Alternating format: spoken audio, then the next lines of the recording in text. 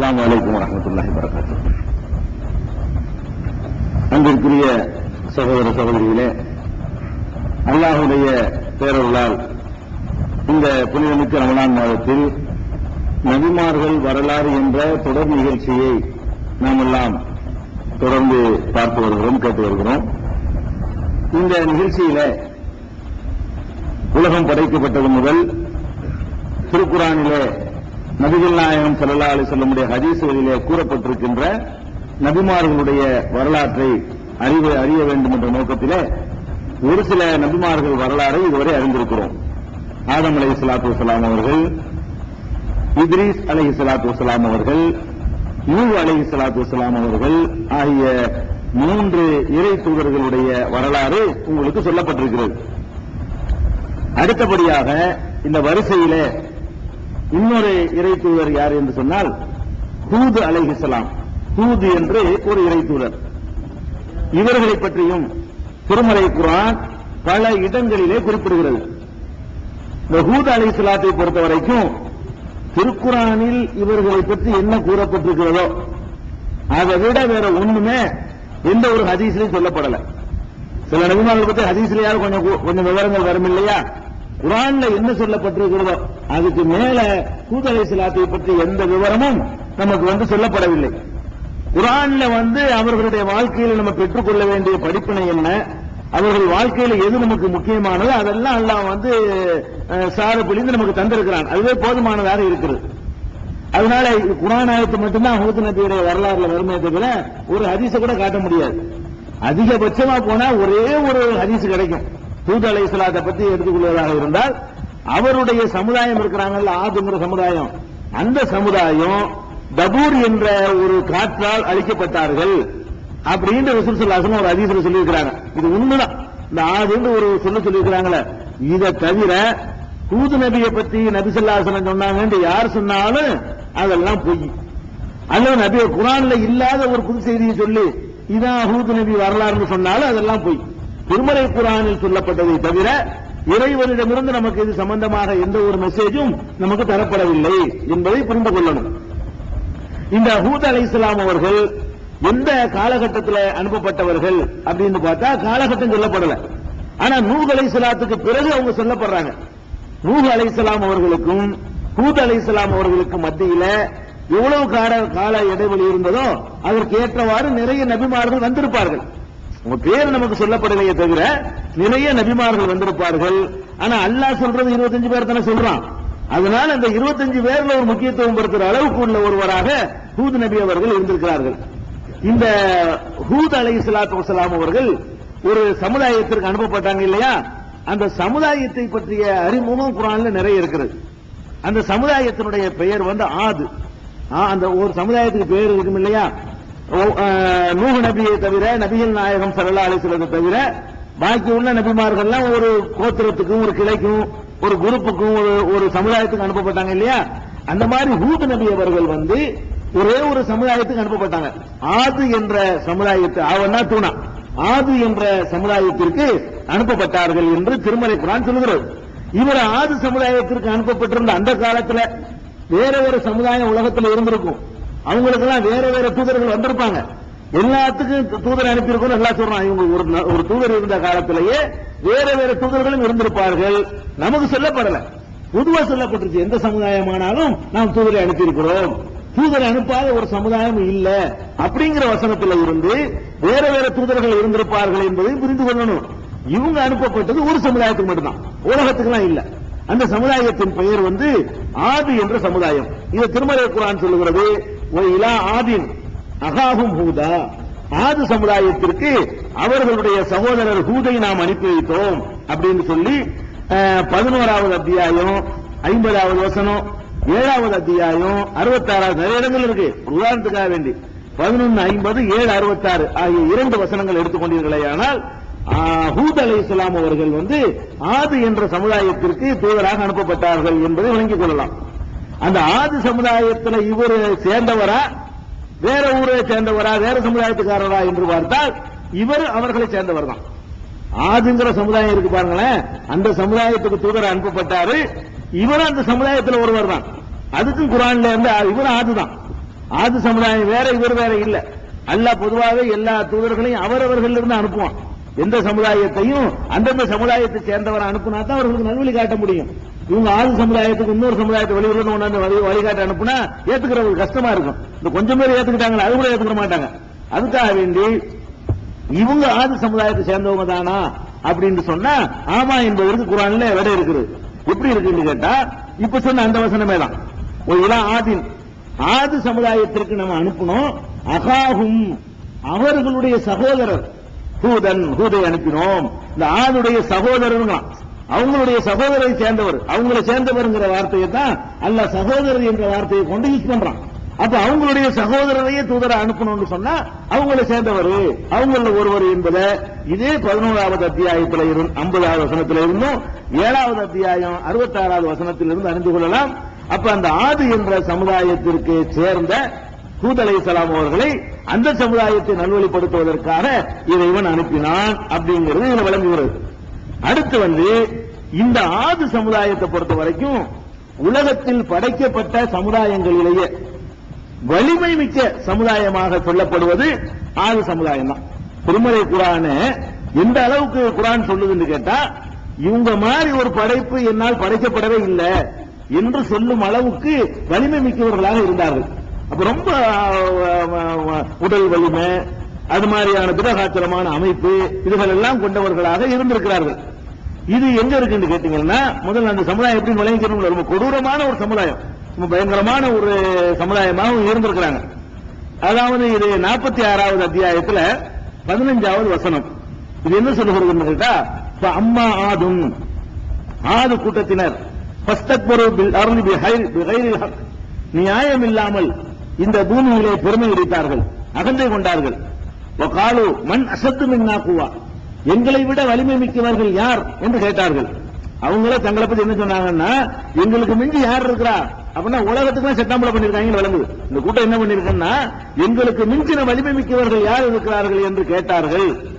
இதை சொல்லிவிட்டு அல்லாஹ் என்ன சொல்றான்னு கேட்டா அவலம் யரவ், அவர்கள் சிந்திக்க வேண்டாமா, அன்னல்லாஹ் அல்லதி கலக்கஹும் அசத்து மின்ஹும் குவா, இவர்களை படைத்த அல்லாஹ் இவர்களை விட வலிமையானவன் என்று இவர்கள் வழங்க வேண்டாமா.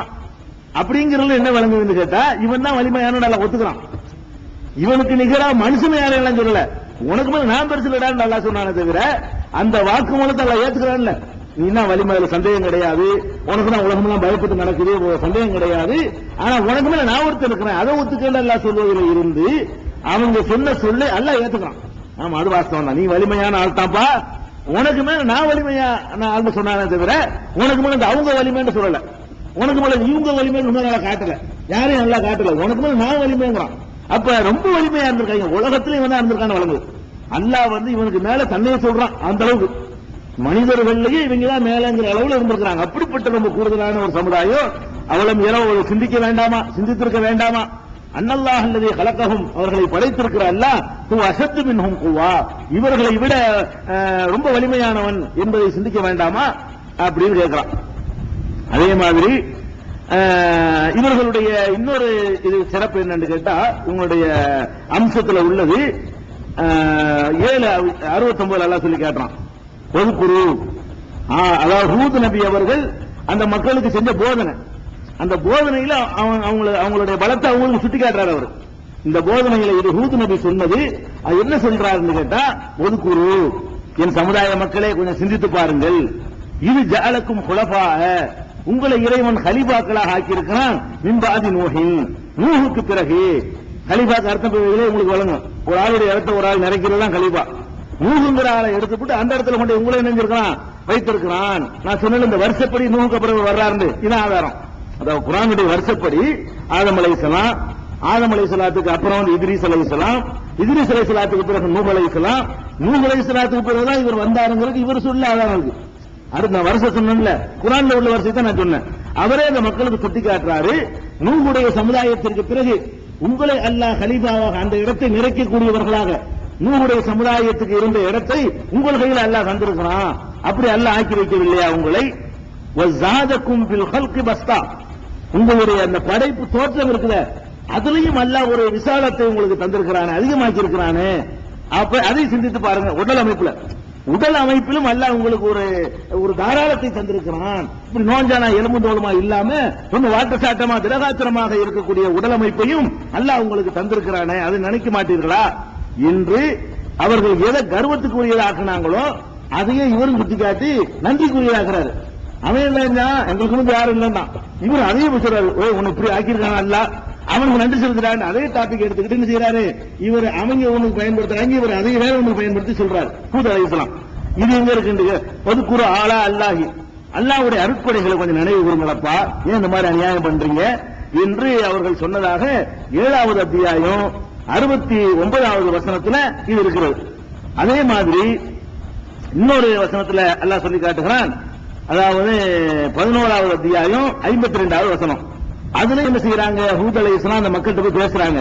எப்படி பேசுறாங்கன்னா, ஓ யஸீதுக்கும் குவத்தன் இலா குவத்திக்கும், நீங்கள் நல்லவர்களாக நடந்தீர்களேயானால் இப்ப இருக்கிற வலிமையை விட இன்னும் உங்கள் வலிமையை அல்லாஹ் அதிகமாக்கி தருவான். நீங்க நல்லா நடந்தீங்கன்னாப்பா உங்களுக்கு இன்னும் வலிமையும் இன்னும் ஆற்றலையும் அல்லாஹ் உங்களுக்கு தருவான், கொஞ்சம் ஒழுங்கா நடங்க என்று அந்த மக்களுக்கு அறிவுரை சொல்லும் பொழுது அந்த வலிமை அவரும் சுட்டி காட்டுறாரு. வலிமைக்கு மேல் வலிமை அல்லாஹ் தருவான் அப்படின்னு 11வது அத்தியாயத்துல 52வது வசனத்துல சொல்றாரு. இந்த வலிமை மட்டும் இல்ல, இந்த வலிமை கொண்டு என்ன பண்ணாங்க தெரியுமா, எல்லாத்தையும் அடக்கி ஆள்றது. வலிமைன்னா அந்த காலத்துல தடியல்ல தண்டல்காரன் மாதிரியான சமுதாயம் தானே. உலக நாடுகளோ மற்ற ஒருங்கிணைப்பு எதுவும் கிடையாது. எவன்டா வலிமை இருக்கோ அவன் இன்னொரு நாடை தாக்குறது, பிடிச்சிக்கிறது, இழுத்து உதைக்கிறது, அடுத்த சமுதாயத்தை மட்டப்படுத்துறது, இந்த வேலையெல்லாம் செஞ்சிருக்காங்க. ரொம்ப அடக்குமுறையாளர்களாக இருக்கிறாங்க. இந்த சமுதாயத்துக்காரங்க வந்து உலகத்தையே அடக்கி கட்டியாளன்னு நினைத்துக் கொண்டு ரொம்ப அநியாயம் செய்தவர்களாக இருந்தார்கள் என்பதையும் அதே ஹூத் அலைஹிஸ்ஸலாம் போய் அவங்கள்ட்ட சொல்றாரு தைரியமா. எப்படி சொல்றாருன்னு கேட்டா, தபுனூன குல்லிரின் ஆயத்தன் தாபுதூன், ஒவ்வொரு உயரமான இடத்திலையும் வீணாக நினைவு சின்னங்களை எழுப்புகிறீர்கள். தத்தகிதுன மசானி அல்லக்கும் தகுலுதூன், நிரந்தரமாக தங்கிவிடலாம் என்பதற்காக கோட்டை கொத்தளங்களை எழுப்பிக் கொள்கிறீர்கள். ஒயிலா பத்தஸ்தும் பத்தஸ்தும் ஜப்பாரீன், நீங்கள் யாரையாவது தண்டிப்பதாக இருந்தால் ரொம்ப கொடுங்கோன்மையாக தண்டிக்கிறீர்கள். கொடுங்கோன்மை பண்ணியிருக்கிறாங்க. பத்தஸ்தும் ஜப்பாரீன், ரொம்ப கொடுங்க அடக்குமுறையாளர்களாக நீங்கள் திகழ்கிறீர்கள் அப்படின்னு சொல்லி அவங்களுடைய அடக்குமுறை போக்கையும் ஹூத் அலைஹிஸ்ஸலாம் அவர்கள் சுட்டிக்காட்டினார்கள் என்பதை பார்க்கும் பொழுது இவர்கள் வந்து ரொம்ப வலிமை மிக்கவர்களாக இருந்திருக்கிறார்கள் என்பதை நம்ம விளைவிக்கிறோம். இதை விட இன்னும் தெளிவான வசனம் என்னன்னு கேட்டா, இவங்களுடைய வலிமைக்கு 89வது அத்தியாயத்துல 8வது வசனம் அல்லாஹ் சொல்றான், அலம் தர கைஃப ஃபஅல ரப்புக பி ஆதின் ஒல்ஃபஜ்ரிங்கிற சூரா, ஆது சமுதாயத்தை உமது இறைவன் என்ன செய்தான் என்று உனக்கு தெரியுமா? நம்ம நோக்கி கேட்கிறான். இது நபி ஸல்லல்லாஹு அலைஹி வஸல்லம் அவர்களை நோக்கி அல்லாஹ் கேட்கிறான். அலம் தர கைஃப ஃபஅல ரப்புக பி ஆதின், ஆது சமுதாயத்தை உமது இறைவன் என்ன செய்தான், எப்படி செய்தான் என்று உனக்கு தெரியுமா? ஆதுனா யாரு? இரம். இரம் என்று அவங்களுக்கு இன்னொரு பேர் ஆதின், இரம். இரம் என்ற பெயர் கொண்ட ஆது சமுதாயத்தை ராத்தில் இமாத், இமாத் என்று சொன்னா நல்ல உயரமான தூண்களை கொண்ட கட்டிடங்களை உடையவர்கள். தூண்கள் வச்சு நல்ல உயரமான தூண்களை வச்சு கட்டிடம் எழுப்புகிற அளவுக்கு அவங்கள்ட்ட வலிமை இருந்துச்சு. அந்த மாதிரியான உயரமான தூண்களுடைய கட்டிடங்கள் எழுப்பி வாழ்ந்த ஆது சமுதாயத்தை உமது இறைவன் என்ன செய்தான் என்று பார்க்கவில்லையா அப்படின்னு சொல்லிட்டு, அல்லதி லம் யுஹ்லக்கும் மிஸ்லுஹா ஃபில் பிலாத், அவர்களை போன்று உலகத்தில் எங்கும் படைக்கப்பட்டது இல்லை. அல்லாஹ்வே சொல்றான், படைச்சவன் சொல்றான், படைச்சவனே சொல்றான், அந்த மாதிரி ஒரு சமுதாயத்தை நான் படைக்கல, ரொம்ப கூடுதலான சக்தியை வலிமையை கொடுத்து படைச்சிருந்தேன் அப்படின்னு அல்லாஹ்வே சிலாகித்து சொல்லுகிற அளவுக்கு அவர்கள் ரொம்ப வலிமை மிக்கவர்களா இருந்தாங்க. இவ்வளவுதான் விஷயம். இதை வச்சுக்கிட்டு டெவலப் பண்ற சில ஆளுக்கு வலிமை மிக்கவர்களா இருந்தா 100 முழம் இருந்தாங்க, அதெல்லாம் தெரியக்கூடாது. 100 முழத்துக்கு இங்க அளவுக்கு சொல்லல, வலிமைக்கு தான் சொல்லப்படுது. 100 முழம் கொண்டவர்களா இருந்தார்கள்னா நமக்கு அது ஹதீஸுக்கு மாற்றமாயிடுது. நபிகள் நாயகம் ஸல்லல்லாஹு அலைஹி வஸல்லம் சொன்னது என்ன, ஆதம் அலைஹிஸ்ஸலாம் 60 முழம் இருந்தாங்களே தவிர அதுக்கப்புறம் உள்ளவங்க எல்லாம் கொஞ்சம் கொஞ்சமா குறைஞ்சு வந்துட்டாங்கன்னு ஆயிடுச்சு. இவங்க எவ்வளவு காலத்துக்கு பிந்தி வர்றாங்க, ஆதம் அலைஹிஸ்ஸலாத்துக்கு பிந்தி எவ்வளவு காலத்துக்கு பிந்தி வர்றாங்க. இவங்க உயரம் கண்டிப்பா ஆதம் அலைஹிஸ்ஸலாத்துக்கு மேல இருக்கிறதுக்கு வாய்ப்பு இல்ல. ரசூல் ஸல்லல்லாஹு அலைஹி வஸல்லம் சொல்லிட்டாங்க, குறைந்து கொண்டே வருது, ஏறிட்டு போக முடியாது, கீழே இருந்து 60க்கு மேல தாண்ட முடியாது. அப்ப குறைந்து வந்ததுன்னு சொல்லும் பொழுது வலிமை இவங்க என்ன செய்யறதுன்னு கேட்டா, இப்படி என்ன செய்வாங்க தெரியுமா, இவங்க எப்படி வலிமை தெரியுமா, வலிமைக்கு உதாரணம் காட்டுறது. ஒரு பாறை இருக்குன்னு வைங்களேன், ஒரு பாறையில வந்து கால்னால உதைச்சாங்கன்னு சொன்னா இவங்க எல்லாம் கால் வந்து முட்டுக்கால் அளவுக்கு உள்ளுக்கு போயிருமா, காலுக்கு ஒரு வலிமை. இந்த செவத்துல மிதிச்சாருன்னு சொன்னா அது இந்த களிமண், ஈர களிமண்ல கால் போகும்ல, அந்த மாதிரி கால் உள்ளுக்கு போயிருமா. இது அர்த்தம் வலிமைக்கு. உளுந்துன்னு சொல்லு, இவங்க வலிமைன்னு சொல்லிவிட்டு அதை மென்மையாக்குறாங்க. என்னதான் இருந்தாலும் வலிமையான காலை கொண்டு வச்சா கீழே உள்ளுன்னு சொல்லலாமே தவிர கால் உள்ளத போயிடும் சொல்ல முடியுமா? கால் உள்ளது போயிருமா? எப்படிப்பட்ட வலிமை உள்ளவர்கள் என்றால், காலை நபிமார்கள் வரலாறு இருக்கு, படிச்சு பாத்தீங்கன்னா இருக்கு, காலை கொண்டு ஒரு மிதிச்சார்களே ஆனால் முட்டுக்கால் அளவுக்கு உள்ள போயிருமா. ஒரு பெரிய மலையில கொண்டு மிதிச்சாங்கன்னா முட்டுக்கால் அளவு கால் உள்ளது போயிருமா. அவ்வளவுக்கு பெரிய வலிமை மிக்கவர்களா இருந்தார்கள். வலிமைன்னு விட்டு போயிடும், அதோடு நிறுத்திக்க வேண்டியான வலிமையை நமக்கு விளக்குறாங்க, தரிசனம் பண்றாங்க வலிமையை. அதே மாதிரி மலைகளை கொடை வாங்கி என்ன செய்வாங்க தெரியுமா? நகத்தினால் அப்படி சுரண்டு வாங்கலாம், புரிய ஓட்ட வந்துருமா. அதாவது வலிமை என்ன இது அர்த்தம்? நகத்தினால சுரண்டு ஓட்ட போட்டு குடியேறணும், இதெல்லாம் என்னங்கிற இதெல்லாம் சொல்லக்கூடாது. வலிமை இருந்துச்சுன்னு அல்லாஹ் சொல்றான், அவ்வளவுதான், அதை நிறுத்திக்கணும். இந்த வலிமைக்கு யாரும் வியாக்கியானம் கொடுக்க வேண்டியதில்லை, அல்லாஹ் சொல்லிவிட்டா அதுக்கு வஞ்சி யாரும் படைக்கப்படல, இவ்வளவு நிறுத்திக்கணுமே தவிர மனிதனுக்கு உள்ள வலிமையை விட கொஞ்சம் கூட இருக்கு. சாதாரண மனிதனுக்கு இருக்கிறதை விட உடற்பயிற்சி செய்து திரகாத்திரமா வச்சிருப்பான்ல ஒருத்தன், அந்த மாதிரி எல்லாரும் இருந்தாங்க. அது மாதிரி நம்ம சமுதாயத்தில் ஒரு ஆள் 2 ஆள் இருப்போம், அவங்க 50 பேர் அந்த மாதிரி இருந்தாங்க. இவ்வளவுதான் அதை விளங்கிக்கணுமே தவிர இந்த வலிமைக்கு நிறைய கிஸ்ஸாக்கள் உண்டு. இந்த கிஸ்ஸா பூரா வலிமை பற்றி தான் வரும். இந்த ஹூத் நபி வரலாறு எடுத்தீங்கன்னா இவங்களை வர்ணிக்கிறதுக்கு தான் பயங்கரமான கிஸ்ஸாக்கள்லாம் விட்டு வச்சிருப்பாங்க. அதை நம்ம நம்ப தேவையில்லை, இது ஃபர்ஸ்ட் விளங்கிக்கிற வேண்டியது. அது போக இந்த ஆது இருக்குல்ல, ஆது என்ற பெயருடைய சமுதாயத்தை வந்து சமூகத்துக்கு ஒரு சமுதாயம் இருக்கு. சாலிஹ் அலைஹிஸ்ஸலாம் அனுப்ப பின்னாடி படிக்க போறோம். அவங்களும் ஆதுதான், அவங்களும் எந்த சேர்ந்தவங்க? ஆதுதான். அதனால இந்த ஆது சமுதாயத்துக்கு முதல் ஆது சமுதாயம் என்றும் சொல்லப்படும். நம்ம எங்க சொல்றோம்? அல்லாஹ் அப்படி சொல்றான், இது நம்மளா சொல்லக்கூடாது. முதல் ஆது உனக்கு அப்படி தெரியும் கேட்கக்கூடாது. அல்லாஹ் சொல்லி காட்டுகிறான், அன்னஹு அஹ்லக ஆதனில் உலா, முதல் ஆது இருக்கிறாங்களே அவர்களை அவன் தான் அழித்தான். ஓ சமூது கூட்டத்தையும் அவன் தான் அழித்தான் சொல்லி குர்ஆன்ல சொல்லப்படுகிறது. இந்த ஆதை பற்றி சொல்லும் பொழுது சமூதும் ஆது என்ற அந்த பரம்பரையில வந்த காரணத்தினால சமூது கோத்திரமும் ஆதுடைய ஒரு பிரிவு பின்னாடி அழிக்கப்பட்ட பிறகு வர்றாங்க. அவங்களும் அந்த ஆதுவா இருக்கிறதுனால இவர்களுக்கு என்ன பேர் சொல்லப்படும்? முதல் ஆது என்றும் சொல்லப்படும் அப்படின்னு குர்ஆன் சொல்லுது. நான் சொல்ல, குர்ஆனே சொல்லுகிறது. இதுவும் திருக்குர்ஆன்ல நம்பர் குறிக்காம இருக்கனா? சரி, இது குர்ஆன்ல இருக்கும். அன்னஹு அஹ்லக ஆதனில் உலா சமூத ஃபமா அபுகா, சமூகையும் அவன் விட்டு வைக்காத அழித்தான் சொல்லி வருகிறது. இதையும் விளங்கிக் கொள்ள வேண்டிய விஷயம். அடுத்தது இவங்க எந்த ஏரியாவுக்கு அனுப்பப்பட்டாங்க அப்படின்னு சொன்னா அது பலவிதமான கிஸ்ஸாக்கள். அது நமக்கு அல்லாஹ் சொல்லாம, அல்லாஹ்வுடைய ரசூல் சொல்லாம நமக்கு ஏரியாக்கள்லாம் சொல்ல முடியாது.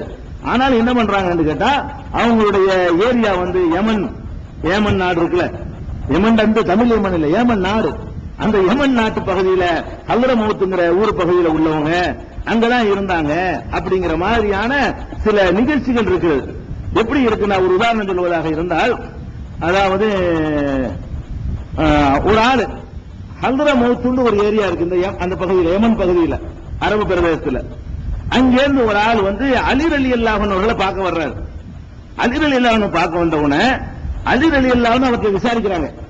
அந்த ஹலரமௌத்துங்கிற ஊர்ல இருந்து வந்ததுனால அவர்கிட்ட கேட்கிறாங்க, ஐயா நீ உங்க ஊர்ல சிவப்பு நிறத்துல மண்மேடு இருக்கிறத பார்த்திருக்கிறியா?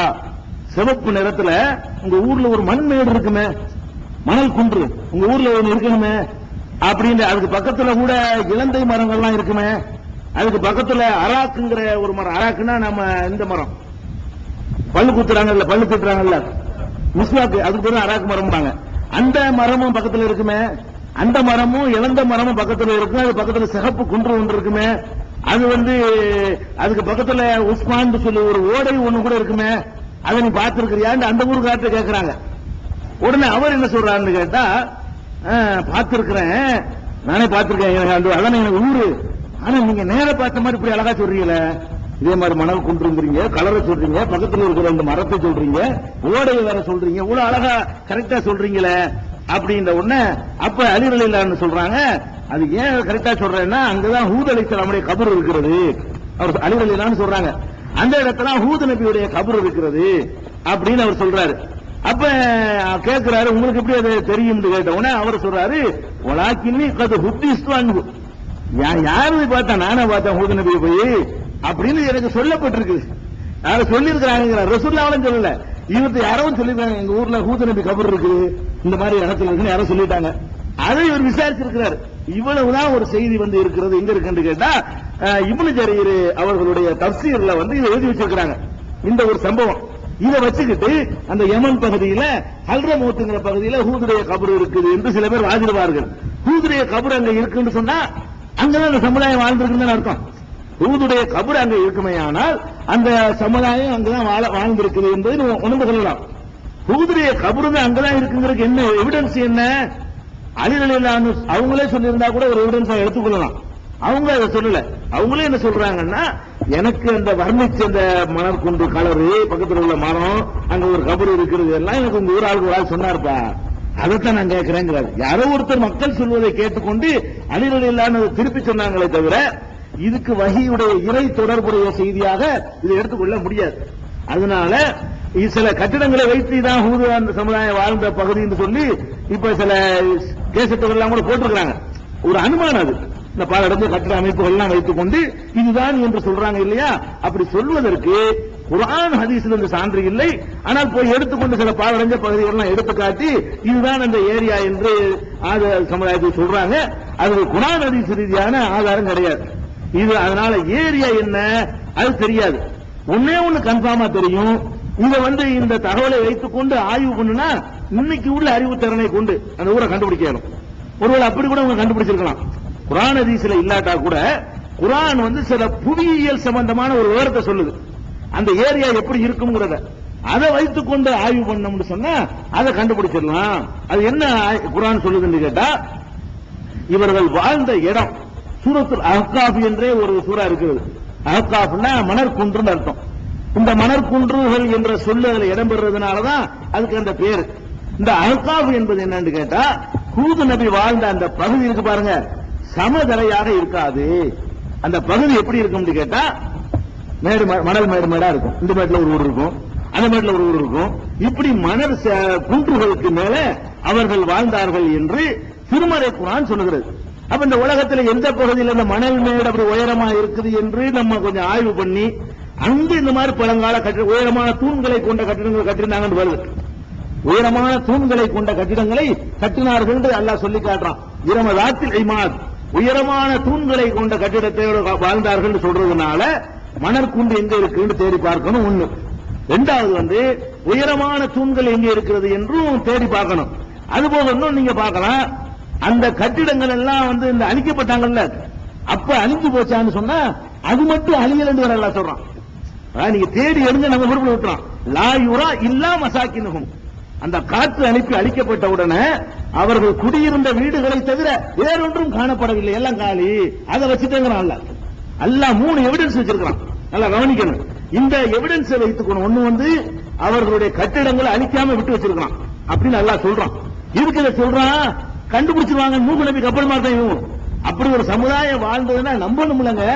அவங்களுடைய ஆற்றலை காட்டுவதற்கு ஏதாவது ஒன்று வேணுமா இல்லையா? அந்த ஆய்வு அடிப்படை அல்லாஹ் சொல்றான், அவங்க வாழ்ந்த கட்டிடங்களை நான் அழிக்கவில்லை, எல்லாத்தையும் அழிச்சு நான் அழிக்கிற சம்பவத்தை நம்ம பின்னாடி வருவோம்.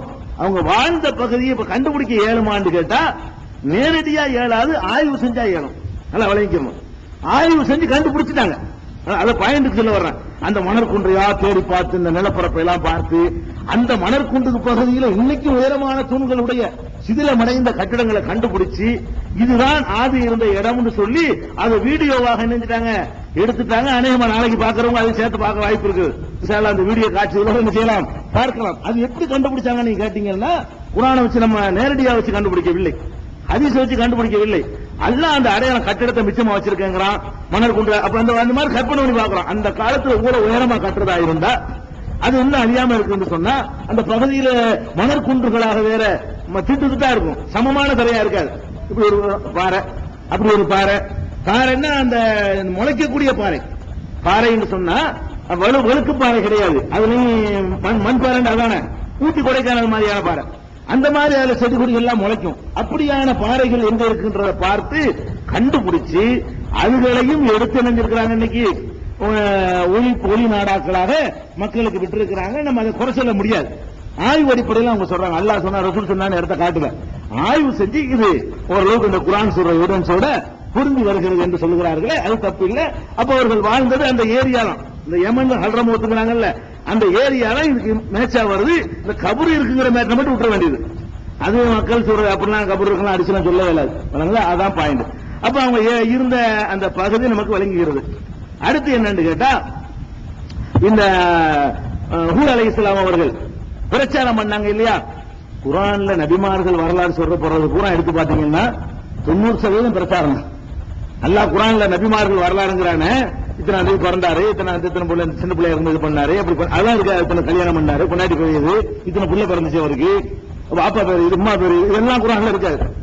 குர்ஆன்ல எடுத்து பாத்தீங்கன்னா எந்த நபிக்கு என்ன செய்ய மாட்டான் அல்லாஹ் வரலாறு, நம்ம எதை வரலாறுங்கிறோமோ அதை சொல்ல மாட்டான். அதிலிருந்து நம்ம என்ன எடுத்துக்கொள்ளணும் அதை சொல்லுவோம். அதிலிருந்து நமக்கு என்ன தேவை, என்ன அறிவுரை நமக்கு வேணும் அப்படிங்கிறதுக்கு தான் இந்த நபிமார்களை சுட்டி காட்டுறத தவிர குர்ஆன் வரலாற்று புஸ்தகமா இன்னும் நடந்துச்சுன்னு தெரிஞ்ச இந்த காலகட்டம் அதுக்கு இல்ல. குர்ஆன்ல சொல்றது இபரத்தல்லி உலில் அல்பாங்கிறான், லக்கதுகான ஃபீ கஸஸிஹிம், அவர்களுடைய வரலாறுகளிலே அறிவுடைய மக்களுக்கு பாடம் இருக்கிறது, படிப்பினை இருக்கிறது என்று திருமறை குர்ஆன் சொல்ற காரணத்தினால அவங்களுடைய பிரச்சாரத்தை அல்லாஹ் கொஞ்சம் விழாவாரியாக சொல்கிறான். நூஹ் நபி அளவுக்கு சொல்லாவிட்டாலும் ஒரு 3 சூறாக்கள்ல தொகுப்பாக விரிவான அவருடைய அறிவுரைகள் எல்லாம் சொல்லி காட்டுகிறான். அந்த அறிவுரைகளை நீங்க லேசா கூட அதுல சில பாயிண்டுகள் இருக்கு. அந்த அறிவுரை என்னன்னு கேட்டா 7வது அத்தியாயத்துல 65ல ஆரம்பிச்சு 72 ஒரு 7 வசனத்துக்கு வரிசையா வரும்.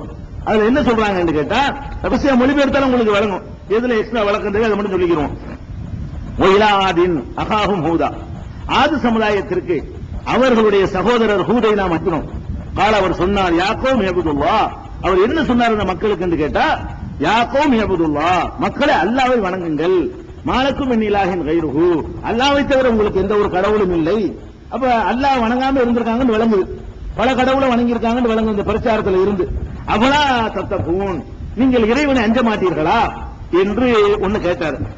கேட்ட உடனே வழக்கம் போல எதிர்ப்புமா இல்லையா, காலல் மல உள்ளதீன கஃபரு மின் கௌமிஹி, அவரது சமுதாயத்திலே நிராகரித்தவர்கள் கூறினார்கள், இன்னால நராக ஃபீ சஃபாஹத்தின், உம்மை மடமையில் இருப்பதாகத்தான் நாங்கள் காணோம். எது மடமைங்கிறான், ஒரு கடவுள் மடமையா, நிறைய கடவுள் வணங்குறது அறிவுபூர்வம் அவன் நினைச்சிட்டு இருக்கான். அவன் நிறைய கடவுள் வணங்கிட்டு இருக்கான், அது என்னமோ அறிவுபூர்வமான விஷயம் மாதிரி இவரு சொல்றது மடத்தனம் அவனுக்கு தெரியுது. அப்ப நல்ல விஷயங்களை சொல்லும்போது நம்ம சீர்திருத்தம் பண்ணுவோம்னு வைங்களேன், வரதட்சணை வாங்க அப்படின்னு நம்ம சொன்னோம்னு சொன்னா நம்மள குழப்பவாதிப்பாங்க. குழப்பமே அவங்க செஞ்சுட்டு என்ன செய்வாங்க, நீங்க நல்ல விஷயம் சொல்ல போனா உங்களை குழப்பவாதின்றாங்க. மடமையில இருக்கிறவனே மடமைக்கிறான். யாரும் மடமைக்கிறான், மடமையை ஒழிக்கிறதுக்கு வந்தவரை பார்த்து சொல்றான், என்ன சொல்றான், இன்னால நராக ஃபீ சஃபாஹத்தின், உம்மை மடமையில் இருப்பதாகத்தான் நாங்கள் பார்க்கிறோம். ஒண்ணு நீ ஒரு மடையனா இருக்கணும், இன்னால நலுனுக்கு மினல் காதிபீன், நீ ஒரு பொய்யன் நாங்க நினைக்கிறோம். நீ அல்லாஹ்ங்கறிய, நீ பொய் சொல்ற. ஒண்ணு. ரெண்டாவது மடையனா இருக்கிற, இதான் உன்னை பத்தி எங்களுடைய கணிப்பு. அவர் என்ன பண்றாரு, அதுக்கு பதில் சொல்றாரு. அதாவது மடையனா இருக்கேன்றவன சொல்லிட்டு போறான்னு போக கூடாது, விளக்கம் சொல்லணும். குழப்பவாதின்னு சொன்னா என்ன குழப்பம் சொல்லு என்று பதில் சொல்ல நம்ம கடமை இருக்குது. அவன் சொன்னார் பதில், யா கௌமி, என் சமுதாயமே, லைஸ பி சஃபாஹா, என்னிடத்தில் ஒரு மடமையும் இல்லை. எது மடமை சொல்லுங்களேன், என்னிடத்தில் என்ன மடமையை கண்டீங்க? யா கௌமி லைஸ பி சஃபாஹா, என்னிடத்தில் எந்த ஒரு மடமையும் இல்லை. வலாக்கின்னி ரசூலும் மிர் ரப்பில் ஆலமீன், நான் ரப்புல் ஆலமீனிடமிருந்து அகில உலகத்தின் அதிபதியிடமிருந்து தூதராக வந்திருக்கிறேன் அப்படின்னு சொன்னார். இது ஒரு டாபிக் விட்டனே. ஹூதுல நபிங்கிற காரணம் வேணும்ல, நபிமார்கள் வரலாறுக்கு முன்னாடி என்ன செய்யணும், அவர் நபிங்கிற பொறுப்பு வேணும். பொறுப்பு வலாக்கின்னி ரசூலும் மிர் ரப்பில் ஆலமீன், நான் அகிலத்து இறைவனுடைய தூதராக வந்திருக்கிறேன். அவர் இறை தூதர். அவர் சொன்னதே குர்ஆன்ல எல்லாம் ஏத்துக்கிட்டான் தானே, அது வழங்கிருச்சு. அடுத்து என்ன செய்யறாருன்னு கேட்டா, பல்லிக்கும் ரிசாலாத்தி ரப்பி, என் இறைவனின் தூது செய்திகளை உங்களுக்கு நான் எடுத்துக்கட்டியா சொல்றேன். இறைவனுடைய தூது செய்திகளை உங்களுக்கு எடுத்து சொல்கிறேன். அனலக்கும் நாசிஹுன் அமீன், நான் உங்களுக்கு நல்ல விஷயங்களை சொல்லக்கூடியவனும் நம்பிக்கைக்குரியவனுமாக இருக்கிறேன். உங்களை ஏமாத்தல, நம்பகமானவன் ஏமாத்தி உங்கள்ட்ட ஏதோ ஃப்ராட் பண்றதுக்காக வேண்டி நான் இதை சொல்லல அப்படின்னு சொல்றாரு. மேலும் உங்கள்ட்ட கேட்கிறாரு, அவ அஜிப்தும் அஞ்சாக்கும் விக்ரும் மின் ரப்பிக்கும் அலா ரஜுலின் மின்கும் லியுந்திரக்கும், உங்களை எச்சரிக்கை செய்வதற்காக உங்களை சேர்ந்த ஒரு மனிதருக்கு, இதுலயும் விளங்குது அந்த கோத்திரத்தை சேர்ந்தவர், அலா ரஜுலின் மின்கும், உங்களை சேர்ந்த ஒரு மனிதருக்கு இறைவன் தூது செய்தி அனுப்புவது உங்களுக்கு ஆச்சரியமாக இருக்கிறதா? நீங்க நல்லா நடக்கணும் என்பதற்காக வேண்டி உங்களை சேர்ந்த ஒரு மனிதராகிய எனக்கு அல்லாஹ் செய்தியை தந்திருப்பது உங்களுக்கு ஆச்சரியமா, இதுல ஆச்சரியப்படுகிறீர்களா அப்படின்னு சொல்றாரு. அதுக்கப்புறம் தான் அந்த அறிவுரை சொல்றாரு, நூஹ் நபி சொல்றாரு. அதை சுட்டி காட்டினார், முதல் எடுத்து காட்டணும்ல, உதுகுரு, நீங்க நினைவு கூர்ந்து பாருங்கள், இஜ்ஜஅலக்கும் குலஃபா மின் பாதி கௌமி நூஹின், நூஹுடைய சமுதாயத்திற்கு பிறகு உங்களை அந்த இடத்தை நிரப்பக்கூடிய கலீஃபாக்களாக அல்லாஹ் உங்களை ஆக்கியிருக்கிறான், பின்தோன்றல்களாக ஆக்கியிருக்கிறான். வஸாதக்கும் ஃபில் ஹல்கி பஸ்தா, உங்கள் உடலமைப்பில ஒரு விரிவாக்கத்தை அல்லாஹ் தந்திருக்கிறான். ஃபதுகுரு அலா அல்லாஹி லஅல்லக்கும் துஃப்லிஹூன், அல்லாஹ்வின் அருட்கொடைகளை நினைவு கூறுங்கள், வெற்றி பெறுவீர்கள் என்று அவர் சொல்கிறார். உடனே அவங்க என்ன செய்யறாங்கன்னு கேட்டா, அவங்க சொன்ன பதிலையே அவங்களுடைய கொள்கை தான் வழங்கிடும். அவங்க என்ன பதில் சொல்றாங்க? காலு அஜேத்தனா லினஅபுதல்லாஹ வஹதஹு வ நஸர மா கான யஅபுது ஆபாவுனா, எங்கள் முன்னோர்கள் வணங்கியதை விட்டுவிட்டு அல்லாஹ்வை மாத்திரம் வணங்க வேண்டும் என்பதற்கு தான் நீ வந்திருக்கிறீரோ? அப்ப என்ன வணங்கியிருக்கான்னு வழங்குது. அதாவது முன்னோர்கள் நிறைய கடவுள்களை வணங்கி இருக்கிறாங்க என்பது தெளிவான வார்த்தைகள். அவங்களே சொல்றாங்க, எங்கள் முன்னோர்கள் வணங்கியதை நாங்கள் விட்டுவிட்டு ஒரு அல்லாஹ்வை, ஒரு கடவுளை வணங்க வேண்டும் என்று சொல்லத்தான் நீ வந்தீரா என்று கேட்கிறார்கள். பாத்தினா பிமா தஐதுனா இன் குன்த மின சாதிகீன், நீ உண்மையாளராக இருந்தா அது வெறும் பயங்காட்டிய அதை கொண்டு வைப்போம். நம்ம அல்லாஹ் இருக்கான் தண்டிச்சிருவான் அப்படி பயங்காட்டியப்பா அதை கொண்டு வா பார்ப்போம் அப்படின்னு சேலஞ்ச் பண்ணாங்க. அதாவது எந்த சமுதாயம் அழிக்கப்பட்டதா இருந்தாலும் இது நீங்க கவனிக்கணும். எல்லா நபிமார்கள், சில நபிமார்களுடைய சமுதாயங்கள் அழிக்கப்பட்டிருக்குது. நீங்க அழிக்கப்பட்டதுல கூட சில ஆளுகளுக்கு ஒரு சந்தேகம் வரலாம், ஏன் போட்டு அழிக்கணும் அப்படின்னு நினைக்கலாம். யார் அழிக்கப்பட்டது வந்தாலும் அவங்க கேட்டுதான் அழிக்கப்பட்டாங்க. நல்லா விளங்கிக்கணும். நூஹ் நபி விஷயத்துல இதே வார்த்தை சொன்னாங்க, என்ன சொன்னீங்க கொண்டு வாப்போம், கொண்டு வாப்போம் அழிச்சிருவியா அப்படின்னு சவால் விடும் பொழுது இறைவன்ட்ட சவால் விட்டா என்ன ஆகும்? அவரை நம்பாம இருக்கிற விஷயம் வேற. இவங்க என்ன செஞ்சாங்கன்னு கேட்டா, இந்தப்பா இந்த மாதிரி சொல்றீங்க அல்லாஹ் ஏத்துக்கலன்னா பயங்கரமான வேதனை வரும்னா அதை கண்டுக்கிறாம வேற மாதிரி போயிட்டு இருந்தா அழிக்க மாட்டான். இவங்க என்ன பண்றாங்க? ஒவ்வொருத்தனுமே என்னமோ அல்லாஹ் என்னமோ பண்ணிடுவாங்கறிய பண்ணு பாப்போம், பண்ண சொல்லியே பாத்துருவோம். இப்படின்னா என்ன செய்வான் அல்லாஹ்? அது இறை தூதர் இருக்கும்போது, இறை தூதர் வந்து இறைவன்கிட்ட செய்தியை வாங்கி எச்சரிக்கக்கூடிய நேரத்தில் இப்படி எதிர்த்தார்களே, ஆனால் அதனாலதான் அவர்கள் அழிக்கப்படுறாங்க. அதை விளங்கிக்கணும். அந்த மாதிரி அவர்கள் கேட்டார்கள், தண்டனை அவங்க கோர்றாங்க. அவங்க அதான் அழிக்கப்பட்டார்களே அந்த அழிவு அவர்களா வழிய தேடுறாங்க. ஏத்துக்கிற மாட்டேன்னு சொல்லுவது வேற, அழிச்சு பாருங்கிறது வேற. அப்படி சொன்னார்கள். பாத்தீங்கன்னா இவன் தாய்துனா, நீங்க உங்களுக்கு எச்சரிப்பதை கொண்டு வா பார்ப்போம், இன் குத்தமிழ சாதிக்கீன், நீங்க வந்து உண்மையாளராக இருந்தா கொண்டு வா என்று சொன்னார்கள். கால அவர் சொல்லுகிறார், அது வக்கா அலைக்கும் மிர்ரப்பிக்கும் ருஜிசும் வகலபும், அல்லாவிடமிருந்து கோபமும் வெறுப்பும் உங்களுக்கு ஏற்பட்டு விட்டது. அல்லாட சவால் வரீங்களா? நீங்க ஏத்துக்கிறாத ஒரு குற்றம் முடிஞ்சா கொண்டு வான்னு சொன்னா நீ என்னப்பா செய்யற? அல்லாட்ட கோபத்துக்கு ஆளா பாக்குறீங்க அப்படின்னு சொல்லிட்டு அப்பவும் அறிவுரைதான் சொல்றாரு. அத்து ஜாதிலூனனி ஃபீ அஸ்மாயின் சம்மைத்துமுஹ அன்தும் ஆபாவுக்கும் மா நஸல அல்லாஹு பிஹா மின் சுல்தான். அழகா சொல்றாரு, நீங்க வந்து என்னிடத்தில் விவாதம் செய்யறீங்க. எது பத்தி விவாதம் செய்யறீங்க? வெறும் பெயர்களுக்கு விவாதம் செய்து கொண்டிருக்கிறீர்கள். வெறும் பெயர்கள் நீங்க சொல்றீங்களே, அவர் எப்படி வணங்குறீங்களே, இதெல்லாம் இருந்துச்சு நசமா? கற்பனை பாத்திரங்கள். நீங்கள் வந்து பல கடவுள்கள் நினைத்து வணங்குறீங்களே, அதெல்லாம் இருந்துச்சு நசமா? இல்ல, வெறும் பேர் தான். நீ சொல்லக்கூடிய ஒரு செய்தி உண்மை கிடையாது. கற்பனை பாத்திரங்களை என்ன செய்வீங்களா? கற்பனை பண்ணிக்கிட்டு நீங்களா ஒரு கதையை ஜோடித்துக் கொண்டு நீங்களா வணங்குகிறீர்களே தவிர அதை பற்றி என்னிடத்தில் வாதம் பண்ண வர்றீங்களா? நான் அகில உலகத்தை படைத்த இறைவனை சொல்லிக்கிட்டு இருக்கிறேன், நீங்க என்னடா கேட்டா நீங்களா கற்பனை செய்து கொண்ட பெயர்களை வைத்துக் கொண்டு அதில் என்ற சண்டைக்கு வர்றீங்களான்னு கேட்கிறார். ஜாதிலூனனி, என்னிடத்தில் நீங்கள் தர்க்கம் செய்கிறீர்களா? அது அஸ்மாயின் சமைத்துமுகா அன்பு ஆபாவுக்கும், நீங்களும் உங்கள் முன்னோர்களும் சுட்டிக் கொண்ட வெறும் பெயர்கள் அது விஷயமாக கற்பனை பாத்திரங்கள் விஷயமாக சண்டைக்கு வருகிறீர்களா அப்படின்னு கேட்கிறாரு. மா நஸலல்லாஹு பிஹா மின் சுல்தான், இதற்கு எந்த சான்றையும் அல்லாஹ் இறக்கி வைக்கவில்லை. இப்ப நான் பாக்குறோம்ல, சொன்னோம்னா அதான் தர்காக்குள்ள போகக்கூடாது அப்படின்னா இவன் கற்பனையா கதை ஜோடிச்சு வச்சுப்பான். எல்லாம் பேர் மட்டும் தான் நெசமா இருக்கும். இது அப்துல் காதர் ஜிலானின்னா அப்படி ஒருத்தர் வந்திருப்பாரு. இந்த சொல்ற மேட்ரு பூரா கற்பனை, வெறும் பேர் தான் நெசம், பாக்கி உள்ளது பூரா என்னது அவ்வளவு கற்பனை. அப்ப கற்பனையா போச்சு, வெறும் பேர் தானப்பா அதுல இருக்கு, மத்த எல்லாம் போய் தானப்பா. அந்த மாதிரியாக அவங்களும் சொல்றாங்க, அவங்களும் அப்படி இருந்திருக்கிறாங்க. சொல்லிட்டு என்ன பண்ணா சவால் விட்டாங்க. அதுக்கு என்ன பதில்? இது வந்து அறிவுரை.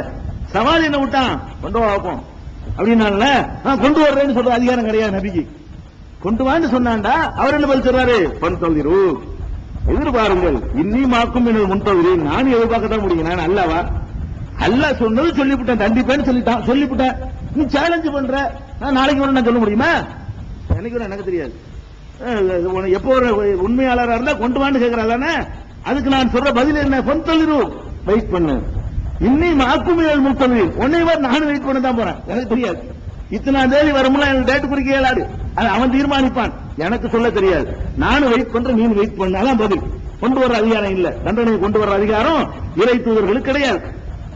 இதுக்கப்புறம் என்ன வருதுன்னா, அஞ்சைனாகு, அவரையும் வல்லதீனமாகு, அவரோடு இருப்பவர்களையும் ரஹமத்து மின்னா, நமது அருளால் காப்பாற்றினோம். கதனா தாபிரல்லதீன கஸபு பி ஆயாத்தினா, நமது அத்தாட்சிகளை நிராகரித்தவர்களை வேரோடு கருவறுத்தோம்.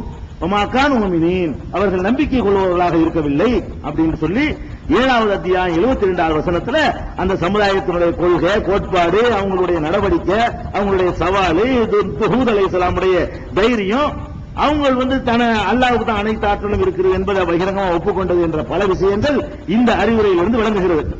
அதே மாதிரியான விஷயத்தை அல்லாஹ் என்ன சொல்றான்னு கேட்டா 11வது அத்தியாயம், அவர் பெயர்ல உள்ள அத்தியாயம் 11ங்கிறது ஹூத். சூராவுக்கு பேர் என்னது? ஹூத். அந்த ஹூத் என்ற அத்தியாயம் 11வது அத்தியாயத்துல அதாவது கிட்டத்தட்ட 50ல இருந்து 60 10 வசனம் இந்த சம்பவம் இடம்பெற்றதுனால அந்த அத்தியாயத்துக்கு அந்த பேர் வந்திருக்குது, ஹூதை பத்தி வருது. அந்த ஒரு 10 வசனத்தை அல்லாஹ் என்ன சொல்றான்னு கேட்டா, ஒயிலா ஆதின் அகாஹும் ஹூதா, ஆது சமுதாயத்திற்கு அவர்களுடைய சகோதரர் ஹூதை அனுப்பி வைத்தோம். கால் அவர் சொன்னார், யா கௌமி அபுதுல்லாஹ், என் சமுதாயமே அல்லாஹ்வை வணங்குங்கள். மாலக்கும் மின் இலாஹின் கைருஹு, உங்களுக்கு அல்லாஹ்வை தவிர வேறு கடவுளே கிடையாது. இன்னன்தும் இல்லா முஃப்தரூன், நீங்கள் கற்பனை செய்பவர்களாக இருக்கிறீர்கள். வேற வேற கடவுளை வணங்குறீங்கன்னா எல்லாம் கற்பனை தான் செய்யறீங்க. அடுத்து என்ன பண்றாருன்னா, எல்லா நபிமார்களும் சொன்னது இவரும் சொன்னார். எல்லா நபிமாரும் என்ன சொல்லுவாங்க, பிரச்சாரம் செய்து விட்டு உங்கள்ட்ட நான் ஏதாவது கேட்டேனா, கூலியா கேட்டேன்? யாரும் கூலி கேட்டது கிடையாது. இது எல்லா நபிமாரும் கூலி கேட்கவும் இல்லை, கூலி கேட்கவில்லை என்பதை சொல்லியும் காட்டினார்கள். சொன்னாங்க, இவங்களும் சொன்னாங்க, யா கௌமி, என் சமுதாயமே, லா அஸ்அலுக்கும் அலைஹி அஜ்ரா, இதற்காக உங்க இடத்துல எதையாவது நான் கேட்டேனா? கேட்கவில்லை. நான் கத்துறேனே, பேசுறேனே, உங்களுக்கு பிரதிபலன் எதிர்பார்த்தேனா? ஒரு பிரதிபலன் எதிர்பார்க்கவில்லை. இன் அஜ்ரிய இல்லா அலல்லதி ஃபத்ரனி, எனக்குரிய கூலி என்னை படைத்த அவன் அல்லாஹ்விடத்தில் தான், இறைவனிடத்தில் தான் இருக்கிறது. அவன் கூலி எதிர்பார்த்து உங்களுக்கு நான் சொல்றேனா? உங்கள்ட்ட ஏதாவது எதிர்பார்த்தேனா? அப்ப நபிமார்கள் யாருமே மக்கள்கிட்ட ஒண்ணுமே கேட்க மாட்டாங்க. எந்த நபியும் மக்கள்கிட்ட கையேந்திரம் கிடையாது, மக்கள்கிட்ட எனக்கு தாங்கன்னு கோரிக்கை வச்சது கிடையாது. அதை ஒரு தகுதியா அல்லாஹ் சுட்டி காட்டுறான். பிரச்சாரம் செய்பவர்கள் அனைவரையும் இருக்கணும். யார் பிரச்சாரம் செய்தாலும் மக்கள்கிட்ட போய் ஹீன் பலகட்ட முடிஞ்சு வச்சுக்காது. மக்கள்கிட்ட கேட்கறது தாவாவில் ஈடுபடக்கூடிய யாராக இருந்தாலும் சரி, அந்த கையேந்திர விளையாட்டு வச்சிடக்கூடாது. வச்சு அவங்களும் அடிபட்டு போயிடும். அதில் கவனமா இருக்கணும். இது ஹூத் நபியுடைய அப்பலா தாக்கிலும் நீங்கள் சிந்திக்க மாட்டீர்களா என்ற ஹூத் நபி கேட்டாங்களே, இது நம்ம சிந்திக்க வேண்டிய விஷயங்கள் இருக்குது. அதில் கவனமா இருக்கணும். மேலும் சொல்லுகிறார்கள், யா கௌமி, என் சமுதாயமே, இஸ்தக்பிரு ரப்பக்கும், உங்கள் இறைவனிடத்திலே பாவ மன்னிப்பு தேடுங்கள். சும்ம தூபு இலைகி, அவனிடத்திலே சரணடையுங்கள். யூஸ்லி சமா அலைக்கும் இத்ராரா, உங்களுக்கு வானத்தை மழை பொழிய செய்வான். அதே நூஹ் நபி சொன்ன மாதிரி, அந்த மழை பஞ்சத்துக்கு என்ன பண்ணணும்னு கேட்டா, பாவ மன்னிப்பு தேடினால் அல்லாஹ் மழையை தருவான் நூஹ் நபி சொன்னாங்களே. இதான் நபிமார்களுடைய வழிமுறை. எல்லா நபிமார்களும் காட்டி தந்த சுன்னத்து என்னன்னு கேட்டா, தப்பு செஞ்ச பிறகு அல்லாஹ் வறட்சியால் தண்டிப்பான். தண்டிக்கும் பொழுது நீங்க என்ன செய்யணும்? பாவ மன்னிப்பு கேட்பதன் மூலமாக மட்டும்தான் அல்லாஹ்வுடைய அருளை, மழையை பெற முடியும். ஹூத் நபின்னு சொல்றாரு. அவரை கற்பனை சொல்றாரு, அல்லாஹ்வுடைய மெசேஜ் சொல்றாரு. அப்ப யூர்சிலி சமா அலைக்கும் இத்ராரா, உங்களுக்கு மழையை, வானத்தை தொடர்ந்து மழை பொழிய செய்வான். எதிர்க்கும் குவத்தன் இலா குவத்திக்கும், உங்கள் வலிமையோடு மேலும் வலிமையை அதிகப்படுத்துவான். வலாத்த தவல்லோ முஜ்ரிமீன், குற்றமிழைத்து நீங்கள் புறக்கணிக்காதீர்கள், குற்றவாளியாளாக புறக்கணிக்காதீர்கள் சொல்லி இவ்வளவு அவர் சொல்றார். அந்த மக்கள்கிட்ட இது என்ன விளங்குது? அவங்களுக்கு ஒரு வறட்சி, பஞ்சத்தை கொண்டு அல்லாஹ் சோதிச்சிருக்கான். மழை கொட்ட கொட்டும்போது போய் நீ மழை பெய்யும், உனக்கு பாவம் பண்ணி கொண்டாடு, இருக்கிற மழை போதும் அப்படித்தானே சொல்லுவான். மழையை பத்தி யாவும் காட்டுறாங்க. என்ன விளங்கிருமே, அங்க மழை இல்ல, அல்லாஹ் ஒரு டெஸ்ட் பண்றதுக்காக ஒரு சின்ன தண்டனை ஃபர்ஸ்ட் கொடுக்கறான். திரும்ப அழிக்க முந்தி மழை இல்லாம ஆக்கி பார்ப்போம்.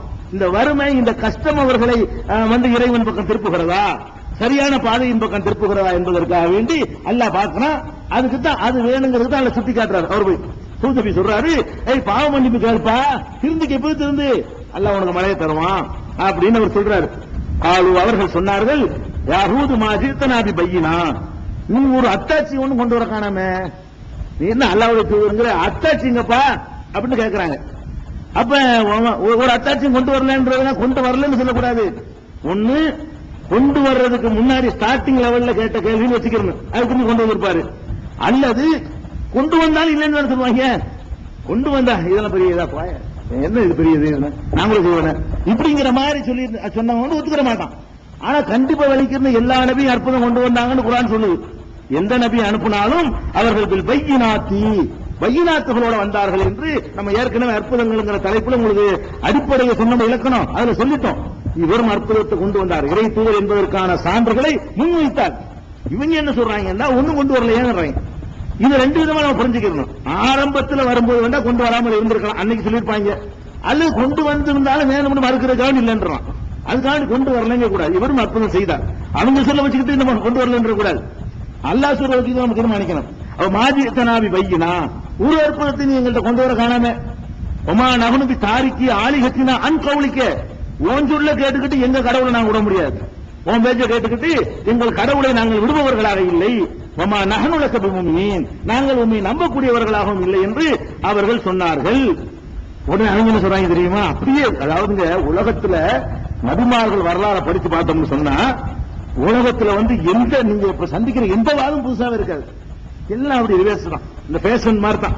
இந்த நாகரிக பேஷன் பண்ணல ஒரு பேஷனா ஒரு சட்ட காலம் இல்லாம போட்டு வருவாங்க. இது பேஷனா இப்படி ஒரு 100 வருஷத்துக்கு முந்தைய போட்டிருப்பாங்க. அதான் திரும்பி வரும். இப்ப என்னென்ன ஒரு நாகரிகம் சொல்றானோ இதெல்லாம் கழிச்சு கட்டின விஷயம் 100 வருஷத்துக்கு பிறகு புதுசா வந்தா அது ஒரு புதுசா தெரியும். இதே மாதிரி தான் அந்த வாதங்கள் எடுத்து பாருங்க. மனுஷன் மென்டாலிட்டி பூரா ஒரே மாதிரி. இறை தூதர்கள் வரும்போது பேசின பேச்சு இருக்க அபூஜர்கள் பேசினா தான் இன்னைக்கு உள்ளவர்களும் பேசுவார்கள். பிறவன் பேசின பேச்சை தவிர புதுசா வழங்கணும் பேச இயலாது. எல்லாம் ஒரே டைப் பார்த்தாங்க. இந்த சைடு பேச்சு பூரா ஒரே மாதிரியா இருக்கும். நுபுவத்து வஹியுடைய பேச்சு இருக்க அது பூரா ஹக்கில் இருக்கிறவங்க பேச்சு பூரா ஒரே ஸ்டைலா தான் இருக்கும். பாத்தில் இருக்கிறவங்க பேச்சு பூரா அந்த மாதிரி ஒரே ஸ்டைலா தான் இருக்கும். அது நீங்க பார்க்கலாம். என்ன சொல்றாங்க தெரியுமா? இப்ப நம்ம போய் சொல்லுவோம், ஏன்டா தர்கா அநியாயம் பண்றீங்களா, மார்க்கத்தில் இல்ல, ரசூலுல்லாஹ் தர்கா இருக்கு இடிக்க சொல்லிட்டாங்க கட்டக்கூடாதுன்னு சொன்னீங்களேன். அவுளியா என்ன பண்ண போறாங்கன்னு தெரியுவானே நம்ம பேசுறாங்களே. அவுளியா பைத்தியம் ஆகிட்டாங்கன்னு சொல்றாங்கல்ல, அதே சொல்றாங்க. அதே மாதிரி சொல்றாங்க. இன்னக்கூடு இல்ல எங்களுடைய கடவுள்கள் ஏதோ ஒரு கடவுள் தான் உன்னை இந்த மாதிரி மெண்டலாக்கி வச்சிருக்குன்னு நினைக்கிறோம். இவர் சத்தியத்தை சொல்றாரு. அவங்க கடவுள்ல ஒண்ணு இவரை போய் ஆக்கிருக்கான், உன்னை லூஸ் ஆக்கிடுச்சு. எங்க கடவுள்ல ஒரு கடவுள் தான் நினைச்சு கோவப்பட்டு உன்னை இந்த மாதிரி ஆக்கி விட்டது என்று நாங்கள் கருதுகிறோம் அப்படின்னு சொல்லி இதே மாதிரி டைப்ல இப்ப இன்னைக்கும் சொல்றாங்க, அன்னைக்கும் சொன்னாங்க, எல்லா காலத்தையும் சொல்லுவாங்க. அப்ப அவர் சொல்லுகிறார், இன்னி உசிஹிதுவா நான் அல்லாவை சாட்சியாக்குகிறேன். இந்த மாதிரி சொல்றீங்க நீங்க, என்னை என்ன பண்ணிட்டாங்கிறீங்களா? அதுக்கு அல்லாஹ் சாட்சி. அப்புறம் ஒசிஹிது அன்னி பரி உன் மாத்த சிரிக்கும், நீங்கள் இணை கற்பிப்பதை விட்டும் நான் விலகியவன் என்பதற்கு நீ சாட்சியாயிரு. பயங்காட்டி பாக்குறியா? அவளியாதான் கலப்பிச்சு விட்டுறாருயா? இருக்கட்டும், நான் அதுல இருந்து விலகியவன் டெக்ளேர் பண்ணணும். பயந்து அடிக்கிற கூட அப்படின்ற கூட பிரச்சாரம் பண்ணி பயங்காட்டுவாங்க. நீ தெரியாதனமா பண்ணிட்டு இருக்கிற. அன்னைக்கு ஒருத்தர் அப்படித்தான் பேசுறாரு, நாக்கு இழுத்துக்கிருச்சு. போன மாசம் இப்படி பேசுறாரு, கை இழுத்துக்கிருச்சு, அவரு கால் இழுத்துக்கிருச்சு, அடுத்த வாரம் செத்து போயிட்டாருமோ உள்ள நிரந்தரமா இருக்கிற மாதிரி இப்படி எல்லாம் பயங்காட்டுவாங்க. என்ன பதில் சொல்லணும்? இன்னி பரி உன் நிம்மாத்து சிரிக்கும், நீ இணை கற்பிப்பை விட்டு நான் விலகியவன், நீனே சாட்சியா இருக்கிற. சீர சீட்டு பார்ப்போம், அல்லாஹ் செய்யறானா இவங்க செய்யறான்னு பாக்குறோம், சவால் விடணும். அவர் விட்டார், விலகி கொள்கிறேன் அப்படின்னு சொன்னார். இன்னும் சொல்றாரு, இன்னி பரி உன் நிம்மாத்து சிரிக்கூன மிந்துணிகி, அவனை என்று நீங்கள் யாரை இணை கற்பிக்கிறீர்களோ அத்தனை பேரை விட்டும் நான் விலகிக் கொள்கிறேன். கீதுணி ஜமியா, என்னடா அவுலியா என்னடா உங்க கடவுள் செய்யறது, அவங்களோட மீன் சேர்ந்துக்கிட்டு சூழ்ச்சி பண்ணுங்களா பாப்போம். அவங்களும் பண்ணிட்டு கீதுணி ஜமியா, எல்லாரும் சேர்ந்து கொண்டு எனக்கு எதிராக சூழ்ச்சி செய்யுங்கள். வலா துள்ளிரும் சும்மலா துள்ளி, அவகாசம் தராது. இன்னைக்கு செய்ய பார்ப்போம், இன்னைக்கே செய்ய சொல்றோம். இந்த கால எடுத்து சொல்ல பார்ப்போம், கையெடுத்து சொல்லி பார்ப்போம், இன்னைக்கே செய்ய சொல்லி பார்ப்போம். அது கேட்கிறாரு. அவரோட நீனும் சேர்ந்துக்க, உன்னுடைய யாரை வச்சு என்ன பயங்காற்றியோ அவங்கள மட்டும் இல்ல, நீனு போய் பங்கா சேர்ந்துக்கிட்டு எனக்கு ஒரு டைமே தராத, இப்ப செய்யணும், நான் ரெடியா இருக்கிறேன் அப்படின்னு கேட்கணும். இந்த மாதிரி மந்திரம் போட்டுருவார், கை இழுத்துருவார், காலை இழுத்துருவாருன்னு கேட்டா கூப்பிடணும். ஹூத் அலைஹிஸ்ஸலாம் மாதிரி கூப்பிடுங்க, வாடா எங்கேயும் முடக்கடா பார்ப்போம். என்ன கால் மண்ணு வேணுமா? இந்த மண்ணு என்ன வேணுங்கிற அதெல்லாம் வேணும் பாருல. மந்திரம் செய்யறதுக்கு என்ன வேணும்? காலடி மண்ணு வேணும்பாங்க, நம்ம போட்ட சட்டை வேணும்பாங்க, ஏதாவது நம்மள்ட்ட இருந்து ஒரு பொருள் வேணுமா? அப்பதான் நம்ம மந்திரம் செய்ய முடியும்டா, செய்யி என்று சேலஞ்சு பண்ண. பயப்படக்கூடாது. ஒண்ணு பண்ண, நம்ம 20 வருஷம் பண்ணி நேரா பண்ணாங்களா? எனக்கு நான் சவால் விடுறதா இருக்கிறவங்களா? ஏன் அப்படி சவால் விடுறோம்னா, ஹூத் நபி வாழ்க்கையில் அப்படித்தான் நான் சொல்லித்தரேன், அப்படித்தான் விடணும். இது பெருமைக்கு இல்ல, நீங்க விடணும். தேடாவும் நான் ரெடி, ஒன்னும் ஆக போறது இல்ல, யாரும் ஒண்ணு பண்ண கிடையாது. இது கவனமா, அதான் ஹூத் நபி வாழ்க்கையிலிருந்து நம்ம எடுத்துக்கொள்ள வேண்டிய படிப்பினை. அப்ப இன்னும் சொல்ல போனால் அதுக்காக ஆணவன்ற அர்த்தம் இல்ல, அதுக்கு அவர் கவுண்டர் கொடுத்துறாரு. சேலஞ்சு பண்ண அல்லாஹ் அப்படி நினைச்சிடக்கூடாதுல. இன்னி தவக்கல் தொழல்லா, நான் அல்லாஹ்வின் மீது அசைக்க முடியாத நம்பிக்கை வைத்திருக்கிறேன். அந்த தைரியத்தில் சொல்றேன், இவங்களுக்கு முடியாது என்ற தைரியத்தில் சொல்றேனே தவிர நானும் அந்த பெரிய ஆற்றல் உள்ளவன் என்று நான் சொல்லவில்லை. அதையும் சேர்த்துக்கணும். இன்னி தவக்கல் தொழல்லா, அல்லாஹ்வின் மீது, அலல்லாஹி ரப்பி வ ரப்பிக்கும், என் இறைவனும் உங்கள் இறைவனும் ஆகிய அல்லாஹ்வின் மீது அசைக்க முடியாத நம்பிக்கையை வைத்திருக்கிறேன். ஆமின் தாபத்தின் இல்லாஹு ஆகிரும் பில் ஆசியத்திஹா, எந்த ஜீவனாக இருந்தாலும் அதன் குடுமி அவன் கையில் தான். முன்னற்றின்னு சொல்லுவாங்க அரபில, தமிழ்ல குடுமிம்பாங்க. ஒரு கண்ட்ரோல கையில வச்சுக்கிறதுக்கு அரபில எப்படி சொல்லுவாங்க? அதனுடைய முன்னற்றியை அவன் பிடித்திருக்கிறான் நேரடி அர்த்தம். ஆனா தமிழ்ல எப்படி சொல்லுவாங்க? ஒருத்தனுடைய பிடி இன்னொருத்தன் சொல்லுவாங்க, அவன் குடுமி என் கையிலம்பாங்க. அதுக்காக வேண்டி எப்படி அர்த்தம் செய்யணும்? அர்த்தம் வந்து முன்னேற்றி. எந்த ஒரு ஜீவனாக இருந்தாலும் அதன் முன்னேற்றியை அவன் பிடித்துக் கொண்டிருக்கிறான். அவன் கண்ட்ரோல் அம்புடைய வச்சுக்கிட்டு இருக்கிறான். உன்னால ஒண்ணு பண்ணல. போ இன்ன ரப்பி அலா சிராத்தி முஸ்தகீம், என்னுடைய இறைவன் நேரான பாதையில் இருக்கிறான் அப்படின்னு வேற சொல்றார். சொல்லிட்டு இன்னும் சொல்றாரு, வயின் தவல்லவ், நீங்கள் புறக்கணித்தீர்களானால் பக்கத்து அபுலகத்துக்கும் உருசில் துபி இலைக்கும், எதை கொடுத்து நான் அனுப்பப்பட்டிருக்கிறேனோ அதை எடுத்து சொல்லிட்டேன். ஏன் வேலை முடிஞ்சிருச்சு. ஒயஸ்தகலிபு ரப்பி கௌமன் கைரக்கும், உங்களை அழித்துட்டு உங்க இடத்துல அல்ல வேற ஒருத்தரை கொண்டு நிப்பாட்டுவான், எச்சரிக்கிறேன். வலா தல்லுருனஹு ஸியா, அவனுக்கு எந்த தீங்கும் உங்களால் செய்துவிட முடியாது. இன்ன ரப்பி அலா குல்லி ஷைஇன் ஹஃபீஸ், எல்லா பொருட்களையும் என் இறைவன் வந்து கண்காணிப்பவனாக இருக்கிறான் அப்படின்னு சொல்லி பிரச்சாரம் செய்தார். வலம்மாஜா அம்ருனா, நமது கட்டளை வந்த பொழுது, கட்டளை அழிக்க வேண்டிய கட்டளை, நஜ்ஜைனா ஹூதன், ஹூதையும் காப்பாற்றினோம், உள்ளவீன ஆமனும் ஆகு, அவரோடு நம்பிக்கை கொண்ட மக்களையும் காப்பாற்றினோம், பிரஹ்மத்தி மின்னா, நமது அருளால் காப்பாற்றினோம், நஜ்ஜைனாகும் இன்னதாபின் கலீல், கடும் வேதனையில் இருந்தவர்களை காப்பாற்றினோம். தில்க ஆதும் ஜஹதூபி ஆயாத்தி ரப்பிஹிம், இவர்கள் தான் ஆது சமுதாயம். அல்லாஹ் முடிக்கிற மாதிரி சொல்றான். ஜஹதூபி ஆயாத்தி ரப்பிஹிம், தமது இறைவனின் அற்புதங்களை எல்லாம் நிராகரித்தார்கள். அசவ் ருசுலஹு, தூதர்களுக்கு மாறு செய்தார்கள். ஒத்தபவு அமரக்குள்ளி ஜப்பாரின் அனீத், அடக்குமுறை செய்கின்ற ஒவ்வொருவருக்கும் கட்டுப்பட்டு நடந்தார்கள். இந்த உலகத்திலும் சாபத்திற்கு ஆளானார்கள். கண்டிப்பா அடக்குமுறை செய்யறவன் வந்து உலகத்துல சமைக்கப்படுவான்ல.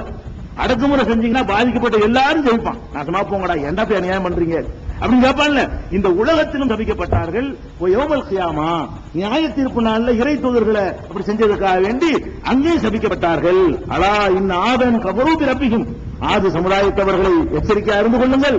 ஆது சமுதாயத்தவர்கள் தமது இறைவனை நிராகரித்தார்கள். அலா புதன் லி ஆதின் கௌமி ஹூத், ஹூது சமுதாயமான ஆது சமுதாயம் இறையருளை விட்டு தூரமானார்கள் என்று 11வது அத்தியாயத்தில் 60வது வசனத்தில் அல்லாஹ் சொல்லி காட்டுகிறார். இது அவர் செய்த பிரச்சாரத்தினுடைய ஒரு அம்சம். இது அவர் செஞ்ச ஒரு பிரச்சாரத்தின் அம்சம். இன்னொரு அம்சம் இருக்கிறது. அந்த பிரச்சாரத்தையும் அதுக்கப்புறம் அவர் அழிக்கப்பட்டார்கள். அது பெரிய சயின்ஸ் இருக்கு. அவர்கள் அழிக்கப்பட்டாங்க பாருங்களேன். எல்லாத்திலும் இந்த மாதிரி சம்பவங்கள் எல்லாம் ஒரு அறிவியல் எல்லாம் வச்சிருப்பான். ஒரு பெரிய தத்துவத்தை அடக்கி வச்சிருப்பான். ரொம்ப லேட்டா கண்டுபிடிப்பாங்க. அந்த மாதிரியான செய்திகளை எல்லாம் இன்ஷா அல்லாஹ் வந்து நாளைக்கு பார்க்கலாம். அஸ்ஸலாமு அலைக்கும்.